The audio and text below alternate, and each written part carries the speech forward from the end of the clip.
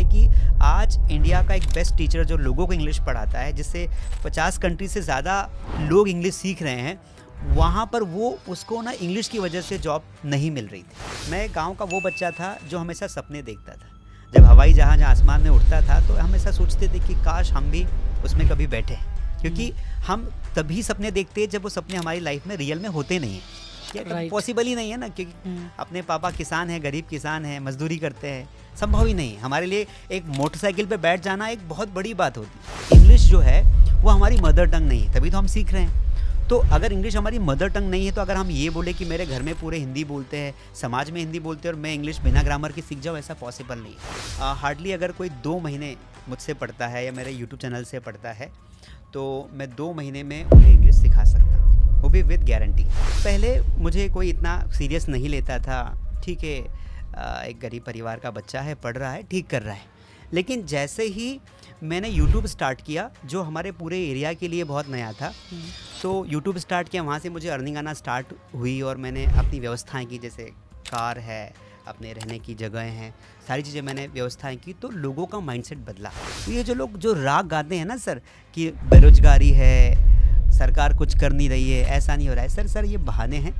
अगर आपके पास नॉलेज है, आपके पास टैलेंट है, आपको लगता है कि मेरे पास पोटेंशियल है, तो आपको अपने रास्ते खुद मिलेंगे। और आप ये क्यों सोचते हो कि मैं जॉब करूँ? आप अगर ठान लो, मान लो, तो आप लाखों लोगों को रोजगार दे सकते हैं। ये फैमिली को जो टाइम देने की बात होती है ना सर, तो जब आपके पास कुछ है नहीं तो आप फैमिली को 24 घंटे दीजिए, आपकी फैमिली आपकी इज्जत नहीं करेगी। हेलो नमस्ते, welcome to our new podcast. So आज के जो हमारे गेस्ट हैं, जब भी मैं बात करता हूँ, मैं ग्रोथ की बात करता हूँ, सोल्यूशन की बात करता हूँ। इसीलिए let's grow with Mishra ji में जो ग्रो है उसमें 4 ग्रोथ है, आपके 4 पिलर हैं: फाइनेंशियल, फिजिकल, स्पिरिचुअल और मेंटल। आज के जो हमारे गेस्ट हैं वो बड़े ख़ास हैं क्योंकि उन्होंने बहुत कम समय में इतिहास बनाया। एक छोटे से गांव से आते हैं, इंग्लिश पढ़ाते हैं, बहुत प्यार से पढ़ाते हैं और इंडिया में नहीं, इंडिया के बाहर भी फेमस है। तो आज के हमारे गेस्ट हैं कमलेश यादव सर। आइए उनके बारे में जानते हैं, उनके स्ट्रगल के बारे में जानते हैं।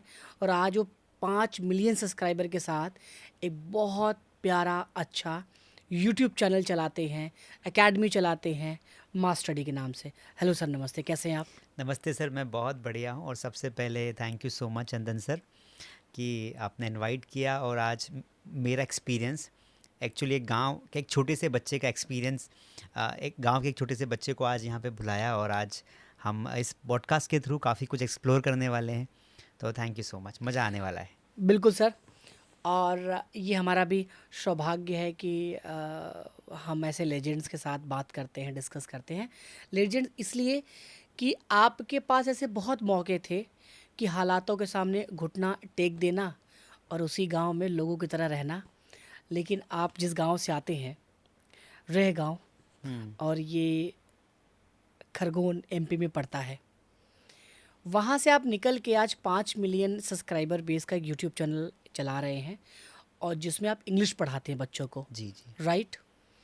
कितना टफ रहा ये जर्नी? टफ़ तो काफ़ी होता है एक किसी भी ऐसे व्यक्ति के लिए जिसके पास टेक्नोलॉजी का नॉलेज नहीं है।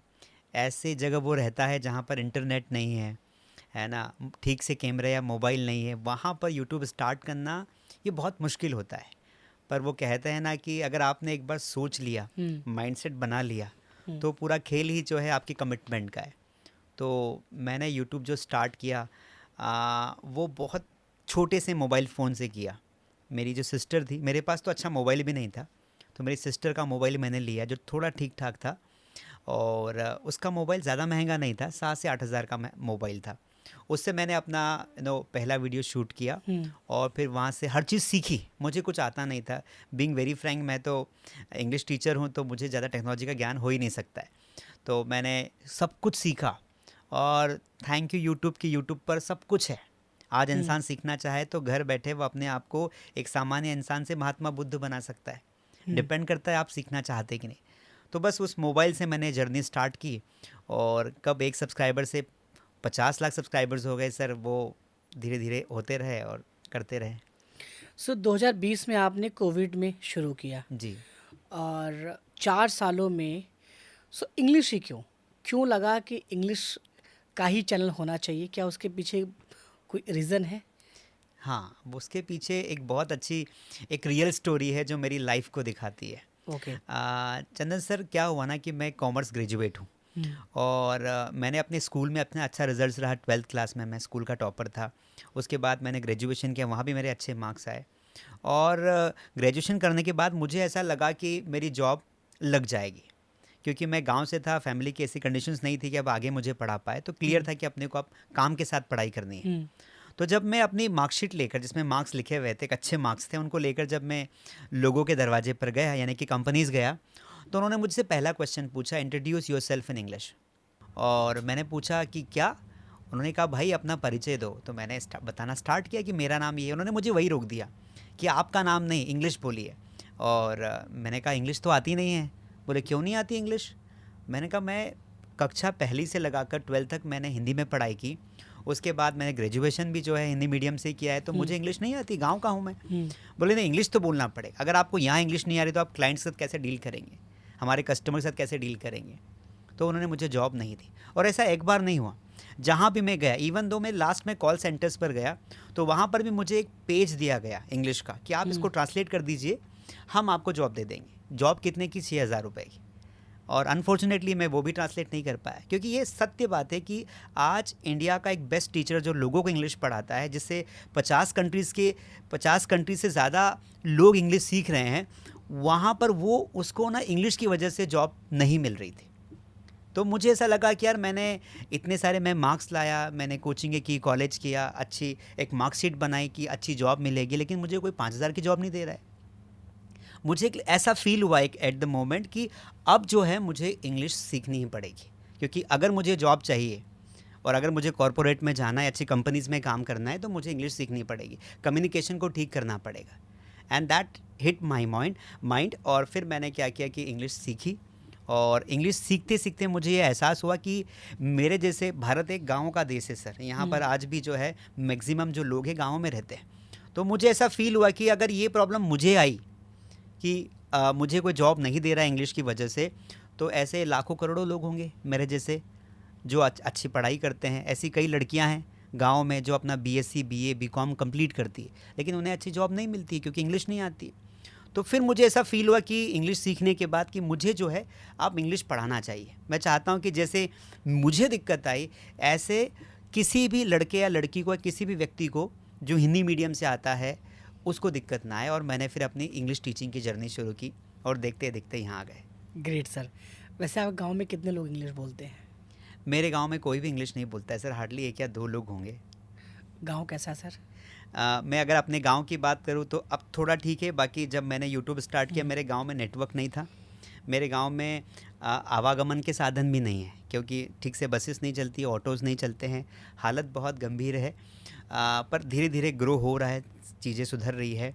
तो वहाँ मतलब मैं खुद नहीं सोच सकता कि वहाँ से निकल कर मैं यहाँ तक आ पाऊँगा, ऐसा वहाँ ऐसा माइंडसेट ही नहीं बनता है।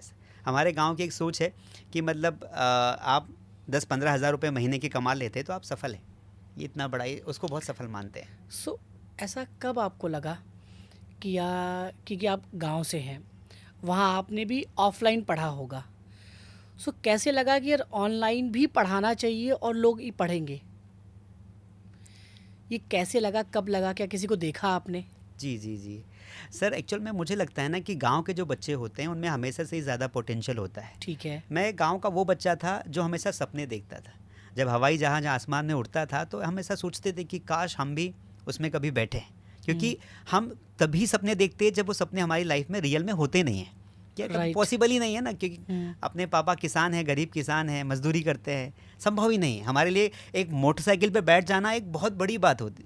17-18 साल की उम्र में अगर मोटरसाइकिल किसी के हाथ लग जाए वो बहुत बड़ी बात है। 20 साल की एज में अगर किसी ने कार में बिठा लिया तो ये बहुत बड़ी बात है। इस तरीके के बैकग्राउंड से हम सब लोग आते हैं।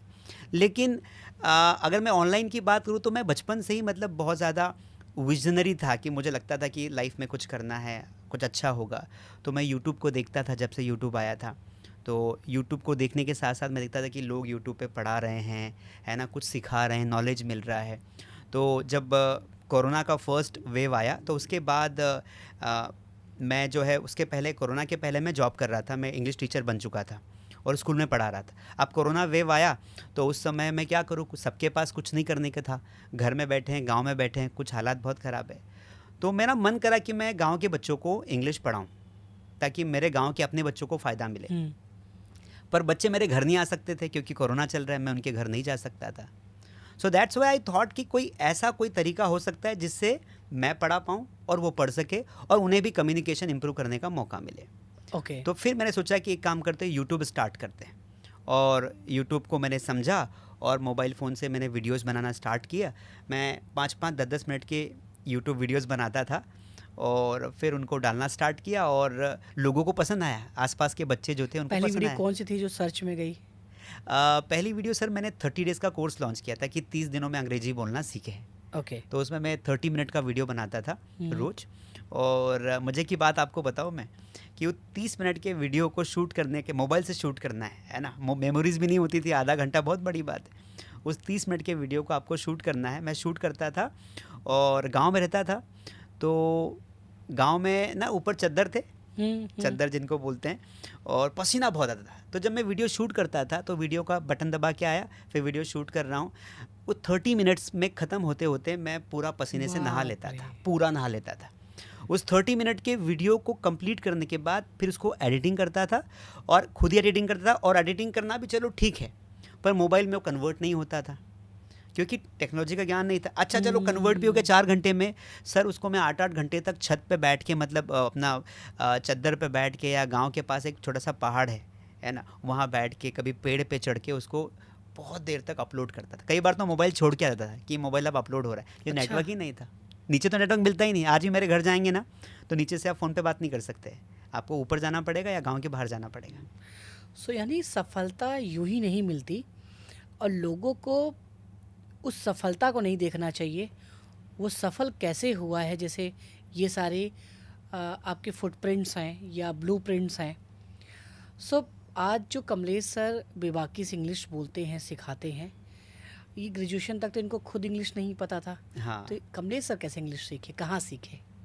अच्छा, देखिए बहुत अच्छी बात है कि मैं कैसे इंग्लिश सीखा, ये बहुत सारे मेरे सब्सक्राइबर्स पूछते हैं। और मैं ये बताऊं उसके पहले मैं थैंक यू बोलना चाहूँगा चंदन सर को। और अगर आप मुझे ये देख रहे हैं तो मैं चाहता हूँ कि let's grow with Mishra ji के चैनल को सब्सक्राइब ज़रूर करिए, लाइक करिए। और मेरी कहानी हर उस व्यक्ति तक जानी चाहिए, उस बच्चे तक जानी चाहिए, उस लड़के तक जानी चाहिए जो मेरे जैसा ड्रीम देखता है गाँव से आकर। तो सब्सक्राइब ज़रूर करना, उसको शेयर करना। तो देखिए, जब भी हम अपनी ज़िंदगी में आगे बढ़ते हैं तो कोई एक व्यक्ति हमें सपोर्ट नहीं करता है, और बेबाकी से किसी एक व्यक्ति का नाम लेना उचित नहीं होता है क्योंकि बाकी 4 लोग भी होते हैं जिन्होंने कहीं ना कहीं डायरेक्टली और इनडायरेक्टली रूप से आपको सपोर्ट किया होता बिल्कुल। है। पर मैं बेसिक आपको बताऊं तो मैं अपने गांव से निकलकर 12th के बाद इंदौर गया, मैंने वहाँ से अपनी पढ़ाई की। तो वहाँ पर जब ग्रेजुएशन के बाद मैंने इंग्लिश सीखना स्टार्ट किया तो सबसे पहले एक भैया थे, तो क्योंकि पैसा नहीं था तो अच्छी कोचिंग तो ज्वाइन नहीं कर सकते हैं, हज़ारों रुपए लगते थे, 5,000 10,000 रुपये ये थे नहीं। तो एक हमारे भैया थे, उनसे मैंने इंग्लिश के लेसन्स लिए उनके रूम पे जाकर, मैंने वहाँ से अपना बेसिक कंप्लीट किया। और उनके बाद मुझे लगा कि अब इतना लेवल तो अपने को आ गया कि इंग्लिश समझ सकते हैं, 2-4 सेंटेंस बोल सकते हैं, लेकिन फिनिशिंग नहीं है। हर काम में हमेशा मैं ये सोचता हूँ सर कि always something is there to learn, हमेशा कुछ ना कुछ तो सीखना बाकी रहता है, कोई इंसान इस दुनिया में परफेक्ट नहीं है। तो फर्स्ट स्टेज के बाद मुझे लगा 2 महीने बाद कि मुझे और सीखना है। फिर मैंने कोचिंग चेंज की, लाइक मैंने एक प्रॉपर कोचिंग ज्वाइन की, फिर वहाँ 2-3 महीने मैंने पढ़ाई की, और ऐसे 3 से 4 महीने में मैंने अपनी इंग्लिश को प्रॉपर सीखा। तो एक प्रॉपर लोकल इंस्टीट्यूट था जो शायद अब चल भी नहीं रहा है, वहाँ से मैंने सीखा। प्रैक्टिस क्या क्या किया आपने? कोचिंग के अलावा क्या प्रैक्टिस करते थे आप? अगर आप भी अपनी कम्युनिकेशंस को, इंग्लिश को इम्प्रूव करना चाहते हैं तो अक्सर ना हम शिकायतें करते हैं कि मैं प्रैक्टिस कैसे करूँगा, मैं क्या पढ़ूँगा क्या नहीं पढ़ूँगा। आज के टाइम में तो बहुत कुछ अवेलेबल है, यूट्यूब है, फेसबुक है, इंस्टा है, कहाँ कहाँ से नहीं पढ़ सकते। सर मेरे जब मैं सीख रहा था तब इतना चीज़ें अवेलेबल नहीं थी, तो मैं अपनी साइकिल से जाता था कोचिंग, तो उस दरमियान मैं प्रैक्टिस करता था, आते समय प्रैक्टिस करता था, मिरर के सामने खड़ा होकर प्रैक्टिस करता था, खुद से बातें करता था, अपने आप को कमरे में लॉक करता था, और मैं एक टॉपिक लेता था कि आज मुझे को एजुकेशन पर बात करना है, को-एड पर बात करना है कि लड़के लड़कियां साथ क्यों पढ़ना चाहिए। So that I use to practise in English, और मैं जितना भी होता था प्रैक्टिस। तो मैंने बेसिकली अपने इंग्लिश को इम्प्रूव करने के लिए 2 मेथड फॉलो की, एक तो रिटर्न और एक ओरल। तो रिटर्न में मैं एक डायरी बनाई और मैं जहाँ भी जाता था दिन भर जो करता था उसको शाम को लिखता था इंग्लिश में, और बाकी फिर मैं ओरल में जो भी कोई टॉपिक लेके 5-10 मिनट अकेला हूँ तो छत पर चला गया जहाँ मैं रहता था हॉस्टल में, और वहाँ मैं प्रैक्टिस करता था ओरल, खुद से बातें करता था। ओके। सो जब आप बात करते थे तो ग्रामर बीच में आपके माइंड में नहीं आता था, नहीं यार यहाँ तो हैव लगना चाहिए, मैं आर लगा रहा हूँ? जी क्योंकि जी। ग्रामर हमारे लिए बाउंड्रीज का काम करता है। सो आप ग्रामर बेस्ड स्पोकन सीख रहे थे या स्पीकिंग के तरफ थे आप? देखो कई सारे इंडिया में एजुकेटर्स हैं जो बोलते हैं कि ग्रामर बिल्कुल भी ज़रूरी नहीं है। इसमें दोनों एस्पेक्ट से हमें देखना पड़ेगा कि बिल्कुल भी ज़रूरी नहीं है ऐसा कहना सही नहीं है। ग्रामर रोल तो प्ले करता है क्योंकि English is not our mother tongue. हाँ, अगर ये हम बचपन से हमारे पेरेंट्स इंग्लिश बोल रहे हैं तो हमें ग्रामर की ज़रूरत नहीं। जैसे हमने हिंदी को जब सीखा तो हमने ग्रामर नहीं सीखा, हम 3 साल 4 साल में स्कूल गए होंगे तो उसके पहले हम हिंदी बोलना सीख गए, क्योंकि वहाँ पर वो हमारी मदर टंग थी। लेकिन इंग्लिश जो है वो हमारी मदर टंग नहीं है, तभी तो हम सीख रहे हैं। तो अगर इंग्लिश हमारी मदर टंग नहीं है तो अगर हम ये बोले कि मेरे घर में पूरे हिंदी बोलते हैं, समाज में हिंदी बोलते हैं और मैं इंग्लिश बिना ग्रामर के सीख जाऊँ, ऐसा पॉसिबल नहीं है। तो कुछ परसेंटेज 20 से 30% ग्रामर के कुछ ऐसे टॉपिक्स होते हैं जिन्हें आप समझ लेंगे, जिन्हें आपका माइंड समझ लेगा, वो ज़रूरी है। तो ये समझिए कि 30% तक ग्रामर रोल प्ले करता है आपको सेंटेंस को बोलने में, आपको सेटअप जमाने। वंस यू अंडरस्टैंड कि हैज़ कहाँ आएगा, हैव कहाँ आएगा, और आपका माइंड उसकी प्रैक्टिस कर लेता है, उसके बाद you never remember a structure. आपको ज़रूरत नहीं स्ट्रक्चर याद करने की, हैज़ याद करने की, पर इनिशियल लेवल पर आपको फंडामेंटल्स को सीखना पड़ेगा। चाहे वो कोई भी चीज़ हो, हर चीज़ के फंडामेंटल्स होते हैं, you have to understand this. Okay, great. कितने दिनों में आप खुद को भी चैलेंज देते हैं कि आप किसी भी लर्नर को इंग्लिश सिखा सकते हैं? देखो अभी मैं बिल्कुल अच्छा क्वेश्चन है, और मैं कहूँ कि हार्डली अगर कोई 2 महीने मुझसे पढ़ता है या मेरे यूट्यूब चैनल से पढ़ता है तो मैं 2 महीने में उन्हें इंग्लिश सिखा सकता हूँ, वो भी with guarantee. Okay, great. So आपके पास वो सारे हैक्स हैं जी जिससे कि आप प्रॉपर एक पैटर्न फॉलो करा के किसी को इंग्लिश सिखा सकते हैं। आपको शायद ये पता भी है कि इंग्लिश स्पोकन बहुत बड़ा स्कैम भी है। जी जी बहुत कोचिंगें खुली जी इंग्लिश जी, स्पोकन के नाम बिल्कुल पे, बिल्कुल। लेकिन वो सब सिखाई इंग्लिश छोड़ के। ठीक है, तो क्या आप मानते हैं इस बात को? हुआ है ऐसे? हाँ, ऐसे कई लोग हैं जो मतलब एक मोटा फीस लेते हैं, ज़्यादा फीस लेते हैं, और बच्चों को बोलते हैं कि हम आपको इंग्लिश सिखा देंगे, और बच्चे फैसिनेट भी हो जाते हैं उनसे कि अरे ये तो बहुत बड़ा ब्रांड है, बहुत बड़ी कोचिंग है। तो ब्रांड के चक्कर में, कोचिंग के चक्कर में वो एडमिशन लेते हैं और बाद में उनको वो सर्विसेज नहीं मिलती है, वो प्रैक्टिस नहीं हो पाती है। If I talk about my self कि मैं क्या डिफरेंट देता हूँ, तो चूँकि एवरीबडी नोज़ कि मैं उस बैकग्राउंड से आया हूँ जहाँ से शायद मैक्सिमम लोग आए हैं, गाँव से, नीचे से, हिंदी मीडियम से। तो वहाँ पर मैंने उन चीज़ों को एक्चुअली रियलाइज़ किया है। मैं ज़्यादा रिलेट कर पाता हूँ क्योंकि मैं समझता हूँ, क्योंकि जो मैंने फ़ील किया शायद वो इंग्लिश लर्नर भी फ़ील कर रहा है। तो इसीलिए इंग्लिश सीखने के लिए 2 चीज़ें बहुत ज़रूरी, एक बेसिक कंसेप्ट्स का नॉलेज और दूसरा उसकी प्रैक्टिस। ये 2 चीज़ों का कॉम्बिनेशन है, सिंपल सी बात। तो मेरी पहले दिन क्लास में आओगे, मैं आपको कभी नहीं बोलूँगा आज से अंग्रेजी बोल। Okay. I will never pressurise you. आपको अंग्रेजी आती तो आप बोल नहीं लेते। I have seen many people, many teachers की भाई चलो आ जाओ स्टेज पर, अंग्रेजी बोलो। नो हिंदी, केवल इंग्लिश में। इंग्लिश तो बोलने से आती है, हिंदी बोलोगे आई पेनल्टी अंडरस्टैंड, लगेगा। बोलने से आती है चंदन सर, पर आती नहीं है ना, इसीलिए तो आपके पास आए। आप कोई पेशेंट है जिसका पेट टूटा हुआ है, आप है ना, कोई पेशेंट है आपके पास आया, आप डॉक्टर हो, तो आप पेशेंट को क्या बोलोगे कि एक काम करो, इलाज बाद में करूँगा, पहले तो भाग के दिखा। ऐसा नहीं है ना। उसी प्रकार कोई प्रॉब्लम लेके आपके पास आता है, पहले उसको डायग्नोज करो, उसको चेक करो, उसके पैर को जोड़ो और फिर उसे बोलो कि धीरे धीरे चलो, फिर आप रनिंग करोगे। इन द सेम वे जब कोई बच्चा मेरे पास आता है तो हम क्या करते हैं, सबसे पहले उसे बेसिक सिखाते हैं। बेसिक सिखाने के बाद उसको धीरे धीरे समझाते हैं सेंटेंस कैसे बनता है, कैसे बोलना है, कब क्या बोलना है। 1-1.5 महीना जब वो कंफर्टेबल हो जाता है चीज़ों के साथ, इंग्लिश के साथ, फिर हम उसे धीरे धीरे बोलने की प्रैक्टिस करवाते हैं एंड ही गेट्स कॉन्फिडेंस। और पूरा खेल ही कॉन्फिडेंस का है। शानदार। अपने गांव या फैमिली में किसी को सिखाया इंग्लिश आपने? हाँ, मतलब जब से बताऊं कि मेरी परिवार में अब सभी, जैसे मेरी बहनें हैं वो भी इंग्लिश बोलती हैं, मेरी फैमिली मेम्बर्स में, मतलब मैंने उनको सिखाई। पहले किसी को नहीं पता था तो मैंने सबको इंग्लिश में, फिर बाद में बोला कि इंग्लिश बहुत ज़रूरी है, और अब सब लोग अक्सर देखा जाता है कि मास्टर अपने घर में पढ़ा नहीं पाता। हाँ, तो ये चैलेंज हुआ आपके साथ? मेरे साथ भी हुआ। अच्छा। बीइंग वेरी ऑनेस्ट अगर मैं कहूँ तो मतलब मैं अपने परिवार के जो भी लोग हैं, मेरे भाई बहन हैं, वो मुझसे मतलब मैं उनको बोलता हूँ कि देखो यार पूरी दुनिया मुझसे इंग्लिश सीख रही है, तुम भी पढ़ लो। हुँ, पर वो नहीं पढ़ते हैं क्योंकि वो देख लेते हैं मेरे वीडियोस, लेकिन वो नहीं घर सीख, के लोग, है हाँ ना? कि मतलब वो वो नॉर्मल उनके लिए लगता है कि हमारे भैया हैं। एक बोलते हैं ना, घर की मुर्गी साग हाँ, गल की ठीक है मुर्गी दाल बराबर। बराबर हाँ, ऐसा हाँ, काम है। ये एक कहावत है। गाँव में क्या परिवर्तन हुआ जब आप सक्सेस के सीढ़ियों पे चढ़ रहे थे और जब नेम फेम मिल गया आपको? और देखिए 5 मिलियन सब्सक्राइबर है तो अच्छा खासा आपने अर्न किया होगा। जी, जी। यूट्यूब से भी अच्छा खासा अर्न कर रहे हैं। जो लोग यूट्यूब पे जानते हैं उनको पता होगा कि लाखों में अर्निंग आपकी यूट्यूब से हो रही होगी, आपके कोर्सेज़ भी हैं। तो क्या माहौल बदला गाँव का? देखो क्या होता है ना सर कि चलते को सब सलाम करते हैं।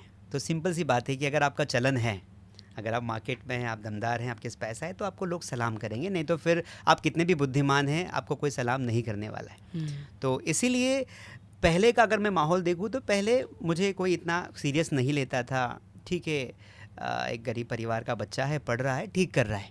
लेकिन जैसे ही मैंने यूट्यूब स्टार्ट किया, जो हमारे पूरे एरिया के लिए बहुत नया था, हुँ, तो यूट्यूब स्टार्ट किया, वहाँ से मुझे अर्निंग आना स्टार्ट हुई और मैंने अपनी व्यवस्थाएं की, जैसे कार है, अपने रहने की जगह हैं, सारी चीज़ें मैंने व्यवस्थाएं की, तो लोगों का माइंडसेट बदला। हुँ, और काफ़ी लोगों को लगने लगा, गांव के लोगों को, कि यार ये ऐसा क्या कर रहा है कि ये इसने सब कुछ कर लिया 2 साल में, ऐसा क्या कर लिया, सब कुछ कैसे हो गया, गाड़ी से कार से आ रहा है और ये घर भी बहुत बड़ा बना रहा है, ये बिल्कुल मतलब सब कुछ अच्छा कर रहा है, ऐसा क्या हो रहा है। तो फिर लोगों ने धीरे धीरे समझना स्टार्ट किया कि अच्छा एक यूट्यूब नाम का चीज़ होता है, ऐप होता है, उस पर वीडियोस बनाता है, फिर ये ऑनलाइन कोचिंग भी पढ़ाता है।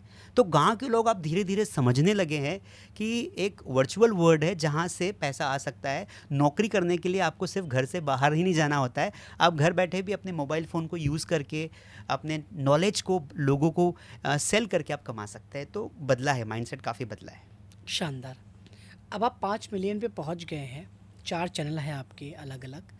तो यूथ अगर आज यूट्यूब पे आना चाहे, तो आप कौन-कौन सी ऐसी कैटेगरी है जो उनको सजेस्ट करना चाहोगे कि अगर आप वीडियो में आ रहे हो तो इन कैटेगरीज़ पे काम करो तो अच्छा होगा? चंदन सर, मैं अक्सर ना बच्चों को बोलता हूँ, क्योंकि मैं एक स्कूल टीचर भी हूँ, तो और मुझे अच्छा लगता है बच्चों को पढ़ाना, तो मैं ऑनलाइन तो पढ़ाता ही हूँ, स्कूल को भी बच्चों को पढ़ाता हूँ। तो मैं बच्चों को अक्सर बोलता हूँ कि बेटा ज़रूरी नहीं है कि आप नीट करके, आईआईटी करके या कोई एग्ज़ाम क्वालिफाई करके या आप एक अच्छी जॉब लो। आज की दुनिया में आपको एक वाइड माइंडसेट रखना चाहिए। हुँ, तो इसीलिए ऐसी बहुत सारी कैटेगरीज़ है जो आपको एक अच्छी जॉब दे सकती है, इवन बेहतर जॉब दे सकती है। तो अगर आप में से कोई भी जो है अपने यूट्यूब की जर्नी स्टार्ट करना चाहते हो, ऐसे बहुत सारे एरियाज़ हैं जहाँ पर आज भी अगर आप यूट्यूब स्टार्ट करते हो या कोई कंटेंट क्रिएशन का काम स्टार्ट करते हो, तो आपको बहुत अच्छी सक्सेस मिलेगी। फॉर एग्जांपल, एक तो एजुकेशन एक बहुत बड़ा एरिया है, क्योंकि हर टीचर का अपना टेक्निक होता है। अगर आप में से कोई टीचर हैं या टीचर बनना चाहते हैं और अगर आपको लगता है कि मुझे भी जो है अपनी टीचिंग को ऑनलाइन ले जाना चाहते हैं, तो एक तो आप टीचिंग कर सकते हैं। हुँ, नंबर 2, कुकिंग वाला एरिया। हमेशा कुकिंग हमारी नीड है सर, इंसान सुबह शाम खाना खाता है। आजकल की लड़कियां जो होती हैं ना, वो यूट्यूब पे देख कर ही जो है खाना बनाती है, क्योंकि बचपन में सीख नहीं पाती है, पढ़ाई करती रहती है। तो कॉमन सी बात है कि कुछ भी बनाना है तो हम यूट्यूब पे देख लेते हैं। तो कुकिंग वाले एरिया में जा सकते हो। तीसरा, आप व्लॉगिंग कर सकते हो। व्लॉग यानी कि आप नई नई चीज़ों को बारे में बताओ, आप टूर ट्रेवल्स के वीडियोस डालो, तो टूर्स एंड ट्रेवल्स में बहुत स्कोप मुझे लगता है। चौथा, अगर मैं बताऊं तो आपके पास ऐसी कोई भी स्किल हो, जैसे आप स्टिचिंग करते हो, कपड़े सिल सकते हो, आपको मेहंदी आती है, आपको रंगोली आती है, आपको पेंटिंग आती है, आप अपने काम को ऑनलाइन ले जाइए। और पांचवा, आपको बताऊं चंदन सर, मेरे घर में ना, जब मेरे घर में जो एक मकान बना रहा है हुँ, एक व्यक्ति, जो कंस्ट्रक्शन देखता है, ठेकेदार जिसे हम बोलते हैं, कॉन्ट्रैक्टर, वो बोलता है भैया आप यूट्यूब पे काम करते हो? मैंने कहा कि हाँ। तो बोले अच्छा पैसा मिलता है? मैंने कहा पैसा मिलता है तभी तो भाई काम कर रहे हैं, पैसा तो हुँ, ज़रूरी है। तो उसने कहा कि क्या मैं भी वीडियोस बना सकता हूँ? तो मैंने कहा आप काम क्या करते हो? बोले मैं टाइल्स लगाता हूँ। तो मैंने कहा बिल्कुल, आप टाइल्स को कैसे कट करते हो, आप उसका पूरा वीडियो बनाओ। तो एक मजदूर वर्ग का व्यक्ति अगर कोई छोटा मोटा काम कर रहा है, तो मैं सजेस्ट करूँगा कि वो भी जो है वीडियोस बना के डाले। और भी बहुत सारे लोग हैं जो ये स्किल सीखना चाहते हैं। अगर आप अनुभवी हैं, आपको 25 साल 20 साल हो गए हैं, या आप शुरू करना चाहते हैं, आप डालिए। तो ये 5 ऐसी कैटेगरीज है, ऐसे तो हज़ारों कैटेगरीज है, पर 5 कैटेगरी में आप स्टार्ट करें। अल्टीमेटली कंक्लूड करूँ तो यही है कि कुछ भी आपको आता है जो आप लोगों के साथ शेयर करना चाहते हो, वेलकम ऑन यूट्यूब। और हेल्प चाहिए तो मिश्रा जी हैं, चंदन सर हैं, आपको जो भी चाहिए, चाहे जैसे मुझे नहीं पता था बहुत सारी चीज़ें, कैमरा कैसे सेटअप करना है, पैनल कैसे लाना है, माइक कैसे लगेगा, हमारी जो टीम है चंदन सर की स्मार्ट इन्फोविजन, उन्होंने पूरी मेरी हेल्प की और आई एम सो हैप्पी।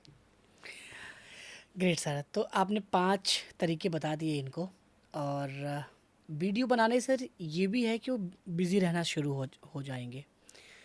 तो जब शुरुआत किया था आई थिंक आप 1-2 लोग रहे होंगे। अभी कितने लोगों की टीम है? अभी मेरे पास लगभग 40 लोगों की टीम है। 40 लोगों हाँ, की टीम 40 है। लोग। और मुझे खुशी इस बात की है कि शुरुआत में केवल मैं था हाँ। और मेरी वाइफ थी साथ में, पर जब मैंने काम करना शुरू किया धीरे धीरे, तो अभी 3-4 साल में जो है 40 लोगों की टीम हो गई है। और खुशी इस बात की कि उनको एम्प्लॉयमेंट देने का मौका मिला है। यानी कि पहले मैं खुद एम्प्लॉयड होना सोच रहा था कि मुझे यूट्यूब पे पैसा मिलेगा कि नहीं मिलेगा, लेकिन ईश्वर की कृपा से आज वो 40 लोग जो मेरे साथ काम करते हैं उनको भी अच्छी सैलरी मिल रही है और वो भी काम कर रहे हैं। यानी एक गांव से निकला लड़का, एक सपना लिया, इंग्लिश सीखने का जुनून पैदा किया, वीडियो बनाता है, खुद की ज़िंदगी संवारता है, 40 लोगों की टीम बनाना, गांव को प्राउड कराना, और ये 40-400 हो जाएंगे वो भी मुझे पता है। तो करवाते क्या है 40 लोगों से? क्या होता है ना सर कि अकेला चना ना भाड़ नहीं फोड़ सकता, आपने कहानी सुनी होगी। हाँ। तो कभी भी किसी एक इंसान को सब कुछ नहीं करना चाहिए। अगर वो सुपर हीरो बनने की कोशिश कर रहा है तो समझ जाना कि वो सुपर हीरो बहुत जल्दी ख़त्म होने वाला है, बर्बाद होने वाला है। तो इसीलिए हमें क्या है, एक सिस्टम बनाना पड़ता है। जब आपका विज़न बड़ा होता है तो आपको सिस्टम के साथ काम करना होता है। शुरुआती तौर पर ठीक है, मैं खुद ही सारे काम करता था, लेकिन मेरा मेन पर्पस क्या है, मैं कौन हूँ, मैं एक टीचर हूँ, अंदर से मैं एक टीचर हूँ, तो मुझे टीचिंग करना चाहिए। अब बाकी काम अलग अलग लोगों को देना चाहिए। जैसे आपने वीडियो बनाया तो आपको एडिटिंग करवाना है तो एडिटिंग कोई और करेगा, आपको थंबनेल बनवाना कोई और करेगा, आपको टेक्निकली आपका कैमरा कौन सेट करेगा, है ना, उस वीडियो को एडिट कौन करेगा, कैमरा सेट करने के बाद माइक कौन लगाएगा, आपकी वॉइस को फिल्टर कौन करेगा। इस हर व्यक्ति के लिए अलग अलग टीम चाहिए। साथ में हमारे कोर्सेज़ भी हैं मास्टरडी ऐप पर, तो उन कोर्सेज़ में अलग अलग व्यक्ति पढ़ाएंगे। तो पढ़ाने के, इंग्लिश तो एक प्रैक्टिस का गेम है, तो प्रैक्टिस करने के लिए मुझे अलग अलग टीचर्स रखने होते हैं। तो इस तरीके से पूरी टीम अलग अलग काम करती है। सो डेलीगेशन बहुत इम्पॉर्टेंट है। कमलेश सर को क्या अलग करता है लोगों से? एग्जैक्टली। ये मेरा सवाल आपको है कि आप क्या मानते हैं कि आपकी ऐसी कौन सी प्रैक्टिस या आपका ऐसा कौन सा एक्शन जो औरों से अलग रखता है आपको? मैं एक चीज़ बताना चाहता हूँ कि when you feel you are comfortable, try to make yourself uncomfortable. जब आपको लगे कि आप किसी जगह पर काम करते करते बहुत आपको ऐसा लगता है कि आप तो सब अपने कंट्रोल में है, सब अपने हिसाब से चल रहा है, वो समय आ गया आपका आगे बढ़ने का, क्योंकि आप वहीं रह जाएंगे। इसलिए जब जब आपको लगे कि आपको कंफर्टेबल हो रहा है, आप वहाँ से अपने आप को अनकंफर्टेबल बनाइए। यानी कि आप सोचिए कि अब मुझे यहाँ से आगे बढ़ना है, मैं आराम करने के लिए पैदा नहीं हुआ, मुझे एक ऐसी सिचुएशन नहीं चाहिए। तो मेरे साथ क्या होता है, जब मैं हर अपने लिए अपने गोल सेट करता हूँ, उन गोल को सेट करके जैसे वहाँ पहुँचता हूँ, मैं वहाँ पर रुकता नहीं हूँ। वहाँ से आगे के 3 महीने के गोल, 5 महीने के गोल्स बना लेता हूँ कि मुझे इतना रेवेन्यू जनरेट करना है, इतने लोगों को पढ़ाना है, ये चीज़ें खरीदना है। जब वहाँ पहुँचूंगा तो उसके बाद आगे बढ़ जाऊँगा। तो एक तो मैं हमेशा अपने आप को अनकम्फर्टेबल करते रहता हूँ, क्योंकि कंफर्टेबल नाम की चीज़ नहीं है। दूसरा ये है कि इस दुनिया में 2 प्रकार के लोग हैं। एक वो होते हैं जो सिर्फ बातें करते हैं, ओटले पे बैठ जाएंगे, 10 ज्ञान की बातें करेंगे, लोगों को एडवाइस देंगे, वो खुद पर अप्लाई नहीं करते हैं। मैं ये बोलता हूँ कि मैं वही चीज़ बोलूँगा जो मैं खुद पर अप्लाई करूँगा, नंबर 1। और अगर मैंने कोई चीज़ डिसाइड की है, कोई चीज़ बोली है आपको, तो मैं उसे करके ही रहूँगा, कुछ भी हो जाए। तो थोड़ा सा खुद के साथ ज़िद्दी होना पड़ता है। उसके लिए थोड़ी कभी कभी नींद कम लेनी पड़ती है, कभी कभी दिन में 18 घंटे काम करना पड़ता है, कभी कभी एक टाइम का खाना नहीं मिलता है। और सिंपल सी बात है, जब आप वो काम करते हो जो आपको अच्छा लगता है तो फिर भूख प्यास कहाँ ही लगती है। तो आई फील कि मैं हमेशा अपने आप को एक समय के बाद अनकंफर्टेबल करता हूँ और टारगेट्स डिसाइड करके उन पे काम करता हूँ। क्या आपके भी कॉम्पिटिटर हैं? मैं नहीं मानता हूँ कि कोई आपका कॉम्पिटिटर होता है। ओके, ये जो वर्ड है ना, कंपटीशन, ये वर्ड ही मुझे तो अच्छा नहीं लगता है। ऐसा इसलिए कि हर व्यक्ति की अपनी पोटेंशियल्स है। मेरे साथ आज इंडिया में कई लोग इंग्लिश पढ़ा रहे हैं, वो उनका अपना तरीका है। हर टीचर का अपना तरीका होता है पढ़ाने का। तो कंपटीशन नहीं होता है। क्या होता है कि हर व्यक्ति की अपनी क्रिएटिविटी होती है। और अगर आप जो काम कर रहे हैं कोई और अगर वो काम शुरू करता है तो आपको उसे थैंक यू बोलना चाहिए, क्योंकि वो आपको कुछ और अगर वो कुछ अच्छा करता है तो आप उससे सीख सकते हैं, वरना आप तो ज़िंदगी भर वही करते रहेंगे। फॉर एग्जाम्पल कोई धनिया सेठ है जो आलू बड़े बनाता है, ठीक है, अब वो आलू बड़े बना रहा है, उसके मार्केट में कोई दुकान नहीं है, पर एक दूसरा व्यक्ति आता है और वो बड़ा पाव बनाना शुरू कर देता है, तो धनिया सेठ को टेंशन थोड़ी लेना चाहिए, उसको ये सोचना चाहिए कि यार अच्छा आलू बड़े को पाव में रखकर ऐसे भी बेचा जा सकता है, ये भी हो सकता है। तो अल्टीमेटली हम सब एक दूसरे से सीखते हैं। तो जो आपके जैसा काम कर रहा है उसे अपना कॉम्पिटिटर ना माने, आप उसे अपना सहयोगी माने और आप सोचे कि अगर ये मुझसे अच्छा करता है तो मैं भी इससे सीखूंगा और मैं भी अपने आप को बेहतर बनाऊंगा। शानदार, बहुत ही बढ़िया और बिल्कुल सही कहा सर। मेरा भी मानना है कि कॉम्पिटिटर आप खुद के हैं, बस सीखना बंद कर दो। जी तो सीखने के लिए आप क्या क्या करते हैं? क्योंकि अब तो आप एक एंटरप्रेन्योर भी हैं, जी जी एक टीचर भी हैं, एक लीडर भी हैं, एक यूट्यूबर भी हैं, बहुत सारे टैग्स आप पे लगे हैं। जी जी तो पहले कम जानकारी से, कम नॉलेज से काम चल जाता होगा, लेकिन जब 40 लोगों की टीम है तो team management, hiring management, SOP, strategy, planning, plotting, politics होता होगा उसमें। जी जी कोई नाराज़ है तो उसको कैसे मेंटेन करते हैं? क्या इस आप अब मैनेजमेंट की पढ़ाई भी करना शुरू कर दिया है आपने, सीखना शुरू कर दिया है? खुद क्या पढ़ाई करते हैं अभी आप? देखिए वैसे तो learning is a continuous process, जब तक हम जिंदा हैं तब तक हम सीखते हैं और यही प्रोसेस है। और इतिहास के किसी भी व्यक्ति को उठा के देख लीजिए, उन्होंने अपनी ज़िंदगी में हर पल सीखा है और वो आगे बढ़े हैं। चाहे कोई भी हो, चाहे वो नेता हो, चाहे वो बॉलीवुड एक्टर एक्ट्रेस हो, कोई भी हो, वो सीखता रहता है। तो चूंकि मैं भी गांव से आया, मुझे चीज़ें पता नहीं थी, तो मेरे लिए तो हर चीज़ नई थी, तो मुझे हर चीज़ सीखनी पड़ी। तो क्या होता है ना कि कई बार आप जब अगले स्टेप पर जाते हो तो आपके रास्ते खुलते चले जाते हैं। फॉर एग्जांपल कि कोई मकान है जो 10 मंजिला मकान है, अब आप नीचे खड़े हैं और आपको चढ़ना है, तो आप ये मत सोचिए कि मैं 10 मंजिल पर कब चढ़ूंगा, आप ये सोचिए कि मुझे पहली मंजिल चढ़नी। जब आप पहली मंजिल पे जाएंगे तो आपको सेकंड फ्लोर की स्टेयर्स दिख जाएंगी, दिखती है ना, आप जब सेकंड फ्लोर पे जाएंगे थर्ड स्टेप दिख जाएंगी। तो इस तरीके से ऑटोमेटिकली चीज़ें खुलती गई। तो हम हर बार अपनी प्रायोरिटीज़ को बदलते हैं, हमारी प्रायोरिटीज़ हमेशा सेम नहीं होती, उसी प्रकार से हमारी लर्निंग भी सेम नहीं होती। हम ये सीखे फिर आगे कुछ और सीखेंगे, फिर कुछ और सीखेंगे। तो मैं बेसिकली क्या करता हूँ, जब मुझे एडिटिंग नहीं आता था मैंने एडिटिंग सीखी। मुझे ऐसा पहले लगता था कि मेरी पर्सनालिटी अच्छी नहीं है, मुझे अगर कम्युनिकेशंस में हूँ तो मुझे खुद को बेहतर होना चाहिए, तो मैंने अपने आप को अपनी हेल्थ का ध्यान दिया, हेल्थ को इम्प्रूवमेंट किया, कुछ किताबें पढ़ी।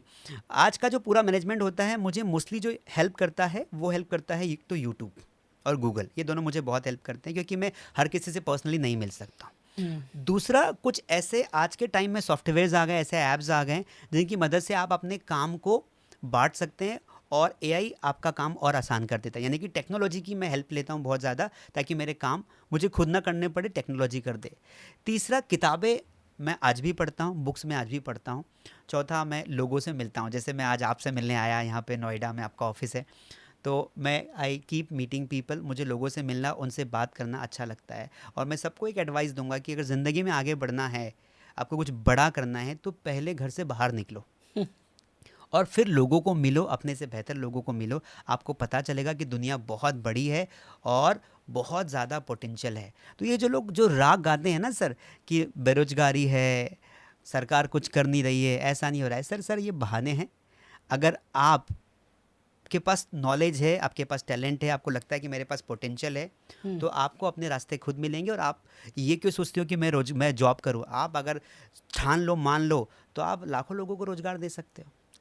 शानदार सर। सफल व्यक्ति होने के लिए माइंडसेट का सही होना कितना ज़रूरी है आपके हिसाब से? सर पूरा गेम ही माइंडसेट का है, पूरा का पूरा जो खेल है ना वो इंसान के जीवन में माइंडसेट का है। आप क्या सोचते हो ये बहुत मायने रखता है। मैं क्या सोचूंगा ये इस बात पर डिपेंड करता है कि मेरा एनवायरनमेंट कैसा है। मैं जैसे लोगों के बीच में रहूँगा वैसा मैं सोचूंगा और वैसा मेरा माइंडसेट बनेगा।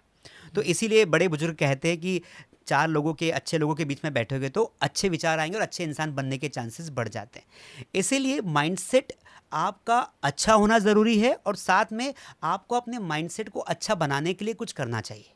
क्योंकि अगर आप अच्छे बैकग्राउंड से नहीं आते हैं, एक मजदूर का बेटा बहुत ज़्यादा आगे की नहीं सोच पाता है। क्यों? क्योंकि उसने वह देखा ही होता है। पर अगर कोई बच्चा है, जैसे कई डॉक्टर्स के बच्चे डॉक्टर्स बनते हैं क्योंकि अपने पेरेंट्स को देखते हैं बचपन से कि मेरे पापा डॉक्टर हैं, तो उसी प्रकार जो माइंडसेट है, आपकी जो थिंकिंग प्रोसेस है, उसको आपको बेहतर बनाना चाहिए। और आपको ज़्यादातर लोगों को मिलना चाहिए, किताबें पढ़ना चाहिए, अपने से बेहतर लोगों को देखना चाहिए। इससे आपका माइंडसेट अच्छा बनेगा। मॉर्निंग कितने बजे होती है आपकी? मैं सर, मेरा वर्किंग जो है काफ़ी ज़्यादा है। मैं सुबह 6 बजे उठ जाता हूँ। 6 बजे उठ जाते हैं। उठने के बाद उसके बाद मेरा पूरा शेड्यूल फिक्स होता है, तो काफ़ी मेहनत करनी पड़ती है। तो सुबह 6 से लेके फिर वही मेरा जो रूटीन है कि मैं वॉक पर जाता हूँ, फ्रेश होता हूँ, ईश्वर में बहुत विश्वास करता हूँ तो ईश्वर को याद करता हूँ। उसके बाद फिर मैं अपने ऑफ़िस चले जाता हूँ।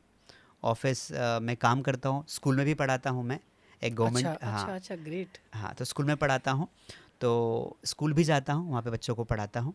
और फिर शाम को वापस वहाँ से आने के बाद, यानी कि 11 से 5 मेरा स्कूल है, तो वहाँ से आने के बाद वापस मैं थोड़ा बहुत आधा घंटा घर रुक के फिर ऑफिस जाता हूँ। तो रात को 10 बजे के आसपास मैं ऑफिस से वापस आता हूँ। पर्सनल और प्रोफेशनल लाइफ कैसे मैनेज करते हैं? ये काफ़ी हमने सुना है कि हमारी पर्सनल लाइफ, प्रोफेशनल लाइफ होनी चाहिए। क्या होता है ना सर, कि जब इंसान के पास कुछ होता नहीं है ना, तो उसके पास परिवार को देने के लिए टाइम ही टाइम होता है। तब वो ये सोचता है कि काश मेरे पास कुछ हो। और जब इंसान के पास सब कुछ होता है तब वो टाइम नहीं दे पाता है अपने फैमिली को। पर इसमें थोड़ा सा, यहाँ पर थोड़ा सा समझना पड़ेगा हमें चीज़ों को, कि जब आपके पास कुछ है नहीं, आपको नो, ये फैमिली को जो टाइम देने की बात होती है ना सर, तो जब आपके पास कुछ है नहीं तो आप फैमिली को 24 घंटे दीजिए, आपकी फैमिली आपकी इज्जत नहीं करेगी। आपको कुछ घर से बाहर निकल के कुछ करना पड़ेगा। पर जिस दिन आप कुछ कर जाओगे ना अपनी फैमिली के लिए, अपनी वाइफ के लिए, अपने बच्चों के लिए, अपने पेरेंट्स के लिए, तो कुछ करने के लिए घर से बाहर निकलोगे तो व्यस्त तो रहोगे। तो अल्टीमेटली टाइम सब निकल आता है। जब आपके पास पैसा होता है, आपके पास सक्सेस होती है, तो इंसान 2 दिन 1 दिन निकाल ही लेता है, कोई इतना व्यस्त रहता नहीं है। तो हफ्ते में 1 दिन संडे आता ही है, तो संडे आप अपने परिवार को दीजिए, हाँ। तो हो जाता है टाइम मैनेजमेंट। क्या आपको बिल्कुल नहीं पसंद है? मुझे एक चीज़ से बहुत ज़्यादा मुझे पसंद नहीं है, वो है कि किसी की चुगली करना, ओके। किसी की बुराई करना पसंद नहीं है। मैं ऐसा मानता हूँ कि इस दुनिया में हर एक इंसान, चाहे वो कितना भी महान हो, कुछ ना कुछ कमियां हर इंसान में होती है। पर किसी में अगर 10% कमी है तो आप 10% उस कमी को डिस्कस मत करो, आप उस 90% उसकी अच्छाइयों को डिस्कस करो। वो आपको बहुत अच्छा माइंडसेट बनाएगी, आपके विचारों को अच्छा करेगी। ग्रेट। एक महान लीडर की सर ये सारी खूबियाँ होती हैं। मेरे बॉस भी कहते थे कि चंदन, आप ना किसी के 90% फोकस करो, हम्म, ठीक है? वो 10 गलत है, वो एक्सीडेंटल एरर हो सकता है। सो डोंट फोकस, कि आप जो अच्छी चीज़ें हैं उस पर फोकस करिए। मूवीज़ देखते हैं आप? मैं मूवीज़ बहुत देखता हूँ, अब अच्छा। थोड़ी कम हो गई है। किस टाइप की? मुझे बायोग्राफीज़ बहुत पसंद है और मोटिवेशनल मूवीज़ बहुत पसंद है। कभी लगता है कि मैं भी स्टेज पे 2000-4000 लोगों को मोटिवेट करूं? हाँ, मेरा भी मन करता है कि मैं अच्छा। अपनी स्टोरी शेयर करूँ। अच्छा, ग्रेट। और मूवीज़ में वैसे किस टाइप की मूवीज़, मतलब ये आपने बता दिया। गाने? गाने मुझे वही अपने अरिजीत सिंह के गाने अच्छे लगते हैं, लाइक मतलब जिसमें थोड़ा सा फील आए, नॉर्मल गाने, बहुत ज़्यादा वो डीजे वीजे वाले गाने पसंद नहीं आते हैं। अल्टीमेटली पूरा गेम माइंड का है सर। अगर हम, ये मेरा पर्सनल व्यू हो सकता है, पर भड़काऊ गाने सुनेंगे तो माइंड सेट भी वैसा ही बनेगा ना सर। तो हम गाने किस लिए सुनते हैं? खुशी के लिए सुनते हैं, तो खुशी तो अच्छे गानों से ही मिलेगी। कितने घंटे फ़ोन आप यूज़ करते हैं, सोशल मीडिया? काफ़ी ज़्यादातर तो मोबाइल हाथ में ही रहता है सर, क्योंकि अब हमारा जो काम है यूट्यूब वाला काम है, तो वो मोस्टली मोबाइल से ही चलता है। तो मैं लैपटॉप की जगह मोबाइल ज़्यादा प्रेफर करता हूँ चीज़ें देखने के लिए। अच्छा, तो ठीक है। काफ़ी हद तक मेरा टाइम मोबाइल के साथ जाता है। ओके। क्योंकि आपका अपने यूट्यूब है, इंस्टाग्राम है, ये सब है, तो कहीं ना हाँ, कहीं वो मैनेज करना कनेक्ट। पड़ता है, हाँ, देखना पड़ता है क्या हो ठीक रहा है है। क्या नहीं हो रहा है। कोई विश लिस्ट जो आप ईश्वर से मांगते हो, या 2025 कोई विज़न लिस्ट आपका? 2025 का सर विज़न तो बन गया है। हम्म, अचीव होने के बाद तो सबके सामने वो आ ही जाएगा, क्योंकि हम्म। आज ये वीडियो देख रहे हैं। इस वीडियो को जब 1 साल बाद कोई देखेगा तो मुझे पूरी उम्मीद है कि काफ़ी चीज़ें बदली हुई मिलेगी, पर उसके पहले कुछ बता पाना अभी तो मुश्किल होगा। मैनिफेस्ट करते हैं आप? जी। ओके। ईश्वर के ऑटोमेशन पे कितना बिलीव करते हैं आप? जहाँ पे हैं उसमें आपको क्या लगता है कि ईश्वर का कितना रोल है? क्योंकि हो सकता है कभी कभी श्री कृष्ण जी के रूप में या ईश्वर के रूप में लोग आते हैं, हमें जगाते हैं और बोलते हैं बेटा आगे जाओ, ये करना है। जो हमारे विचार नहीं होते वो भी हमारे मन में विचार आते हैं। जी, जी, जी। तो मानते हैं आप? मैं ऐसा मानता हूँ कि अक्सर लोग ईश्वर को ढूंढते हैं। मैं बोलता हूँ ईश्वर आपको आके नहीं मिलेगा, ईश्वर के रूप में आपको लोग मिलेंगे। अगर आपको कोई अच्छा व्यक्ति मिलता है जो आपको कुछ सिखाता है या आपकी लाइफ को वहाँ से टर्निंग पॉइंट देता है, तो और आपकी लाइफ उससे बेहतर बनती है, तो वही एक ईश्वर का रूप है। तो मैं बिल्कुल मानता हूँ कि ईश्वर है, और वो आपको जब आप गिरोगे तो वो उठाने ज़रूर आएगा। बस आपकी श्रद्धा होनी चाहिए, और ये श्रद्धा का विषय है। और मैं तो यही सोचता हूँ कि जब आप 2022 में आप जब मुझसे मिलने आए, आपकी टीम का फ़ोन आया कि सर आप एक टीचर हैं और आप अपनी टीचिंग को दुनिया तक ले जा सकते हैं, आपको एक स्मार्ट बोर्ड पे पढ़ाना चाहिए, वाइट बोर्ड्स से शिफ्ट होना चाहिए। और जैसे ही मैं शिफ्ट हुआ स्मार्ट बोर्ड पे, तो 2 साल में देखिए मेरी ज़िंदगी क्या से क्या बन गई। तो वो टर्निंग पॉइंट था मेरी लाइफ का। ऐसे कई लोग आए अलग अलग तरीके से, जिन्होंने मुझे ये बताया कि आपके अंदर पोटेंशियल है, आप बेहतर कर सकते हैं। मैं उन्हें ईश्वरीय रूप ही मानता हूँ। अच्छा, आपने सर बताया था कि आप लोन लेके सेटअप लिए थे, हाँ, तो ये कहाँ से कॉन्फिडेंस आया इतना कि इतना हैवी अमाउंट लोन लेके? अपने ऊपर पूरा कॉन्फिडेंस था आपको, या इंट्यूशन आया कि यार लेना चाहिए, ये ट्रेंडिंग है?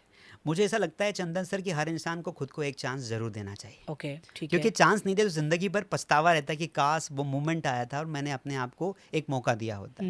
मैं 2020 से 22 तक मैं यूट्यूब कर रहा था, वाइट बोर्ड पे पढ़ा रहा था, एक रूम में छोटे से पढ़ा रहा था, कोई टीम नहीं थी, कोई गाइडेंस नहीं था।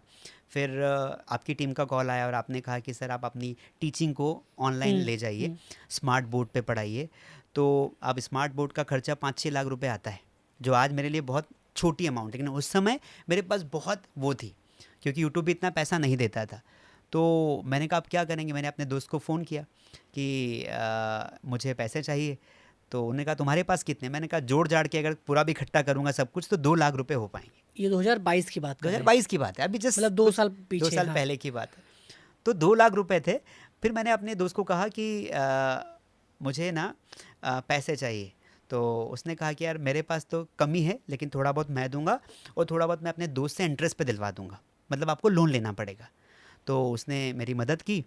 तो मैंने एक बार और पूछा घर पर कि मैं क्या करूं, लूँ या नहीं लूँ, क्योंकि मेरे लिए 3-4 लाख रुपए का लोन लेना एक बहुत बड़ी बात थी, क्योंकि ज़िंदगी में मैंने कर्जा नहीं किया कभी भी। छोटे गांव से आते, छोटे लोग हैं सर, जितना मिलता है उसमें खुश रहते हैं, चल रहा है। पर पहली बार 3-4 लाख रुपए का कर्जा लेना मेरे लिए मुश्किल था, और कोरोना का मार पहले ही पड़ चुका था। तो मैंने लोन लिया, ईश्वर से पूछा कि हे भगवान, मतलब जो भी होगा अच्छा होगा। मैं अगर मान लो मेरा इसके बाद नहीं चला, यूट्यूब ऐसा ही रहा, तो भी मैं मैनेज करूँगा, दे दूँगा। लेकिन वो तो सर कहा ना कि अगर आप मेहनती हैं, ईमानदार हैं, तो आपको कोई चीज़ रोक नहीं सकती है। तो जैसे मैंने स्मार्ट पैनल लगाया सर, वो 3 लाख रुपए का जो लोन था ना, मैंने सर 2 महीने में चुकता कर दिया। Oh great. लोन लिया था 12 महीने के लिए, हाँ हाँ हाँ। 2 महीने में मैंने उसको चुकता कर दिया, उसको एक्स्ट्रा पैसे दे के आया खुशी से। मैंने कहा थैंक यू सो मच। सो वो आपके जीवन के पहले इन्वेस्टर थे, हाँ राइट? वो भी डॉट्स है। जी जी, उस वो पर्सन दिया ही नहीं होता, ये भी एग्जैक्टली होता ना। हाँ हाँ हाँ, और आज आप 40 लोगों का घर चला रहे हैं। जी जी, सो ये सब ईश्वर ही चला रहे हैं सर। बिल्कुल बिल्कुल। और 2 सालों में जो आपने माइलस्टोन रचा है, वो ज़रूर एक बड़ा माइलस्टोन है। और गांव से निकल के आपने ये किया है, ये बहुत ऐसे बच्चों को, टीचर को एक अलग कॉन्फिडेंस देता है कि यार बहुत कुछ किया जा सकता है अगर आप शिद्दत से, प्यार से कुछ करना चाहें तो। क्लोजिंग स्टेटमेंट में आप कुछ लाइन बच्चों के लिए और कुछ लाइन एजुकेटर के लिए, कि एजुकेटर आके ना वीडियोस बनाते हैं, केवल कुछ अलग नहीं करते हैं, तो आपके हिसाब से अगर उन्होंने इन्वेस्टमेंट कर लिया है तो उनको क्या करना चाहिए जो कि वो अपने फील्ड में अलग निखर के आएँ? तो देखिए इसमें 2 चीज़ें, एक तो बच्चों को मैं यही बोलना चाहूँगा कि आज के टाइम में ये बोलना कि एजुकेशन महंगा है तो ये गलत बात है, क्योंकि एजुकेशन अवेलेबल है, हर जगह अवेलेबल है। तो बच्चों से मैं यही कहूँगा कि एक सर्टेन डायरेक्शन में जाने के बजाय पहले आप दुनिया को एक्सप्लोर करो। दुनिया बहुत बड़ी है, और आपको दुनिया के बेस्ट टीचर्स, केवल इंडिया के नहीं, वर्ल्ड के बेस्ट टीचर्स आपको सोशल मीडियाज़ पे मिल जाते हैं, यूट्यूब पे मिल जाते हैं। तो आपको हर किसी ये माइंडसेट बनाना कि यही बेस्ट है, मैं इसी से पढ़ूंगा, इसके बजाय आपको सबसे पढ़ के देखना चाहिए। फिर जो अच्छा लगे आप उससे अपनी लर्निंग को बढ़ाइए, और एक बड़ा विज़न करके आप पढ़िए। जो एजुकेटर्स हैं आज के टाइम में, उनके हाथ में एक बहुत बड़ी जिम्मेदारी है। हो सकता है आप एक बेस्ट टीचर हो, पर आप छोटे से टाउन में एक छोटी सी कोचिंग खोल के आप पढ़ा रहे हो बच्चों को, हो सकता है दुनिया के वो बच्चा, बिहार का वो बच्चा, केरला का वो बच्चा जो आपसे पढ़ना चाहता हो, शायद उसकी ज़िंदगी को आप बदल दोगे, लेकिन आप उसके तक पहुँचोगे कैसे? उसके तक पहुंचने का एक सबसे अच्छा माध्यम है यूट्यूब है, इंस्टाग्राम है, फेसबुक है, जो भी। और उसके लिए आपको टेक्नोलॉजी अडॉप्ट करनी पड़ेगी। तो जितने भी एजुकेटर्स हैं, उनको मैं बोलना चाहता हूँ कि आप अपनी स्किल्स को, अपने टैलेंट को, अपनी टीचिंग पैटर्न्स को ऑनलाइन लाइए। मैं जानता हूँ कि आपको बहुत ज़्यादा जानकारी नहीं है, लेकिन ऐसी बहुत सारी चीज़ें हैं, ऐसे बहुत सारे लोग हैं, चंदन सर जैसे मोटिवेशनल लोग हैं जो आपको मोटिवेट करेंगे, आपको हेल्प करेंगे चीज़ों को समझने में। और डॉट से डॉट मिलता है, तो हो सकता है कि आने वाले 2 साल में, 3 साल में आप इंडिया के बेस्ट एजुकेटर बन जाएं।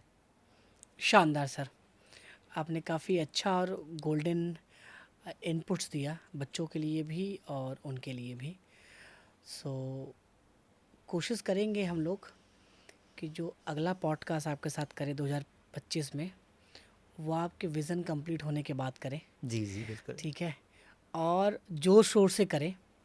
मुझे इतना पता है कि जर्नी आपकी जस्ट शुरुआत हुई है, जी अब बहुत आगे जाने वाले हैं, एक माइलस्टोन क्रिएट करने वाले हैं और कई लोगों को रोज़गार देने वाले हैं, क्योंकि आपकी वाइब्स, आपका सोच, अभी जो कमलेश सर को मैं देख रहा हूँ ना, ये कंप्लीट एक एंटरप्रेन्योर है। अभी आप एक बड़े लीडर की तरह सोच रहे हैं और ये आपको ये फील, ये भाव दिया जा रहा है क्योंकि आपके जीवन में आपका प्रारब्ध कुछ और है। कहते हैं ना, पूत के पाँव पालने में दिख जाते हैं। तो जब जीवन में कुछ बड़ा होना होता है तो हमारा माइंडसेट, हमारी विनम्रता ही वैसी हो जाती है, क्योंकि आज के टाइम में जितना हम विनम्र रहेंगे ना, उतना हम ज़्यादा पाएंगे। बिल्कुल सही बात। सो कमलेश सर, मेरी टीम की तरफ से, मेरी तरफ से आपको बहुत बहुत बधाई और strongly best of luck for your vision. आप ऐसे ही चमकते रहें, प्राउड फील कराते रहें अपने गांव को, अपने फैमिली को, वाइफ को, बच्चों को और अपने टीम को। सो मिलते हैं किसी और पॉडकास्ट में, तब के लिए जय हिंद, जय भारत। मुस्कुराते रहें, सीखते रहें, कॉन्फिडेंट रहें, हारे ना। जीवन बहुत बड़ा है और करने को बहुत कुछ है। धन्यवाद।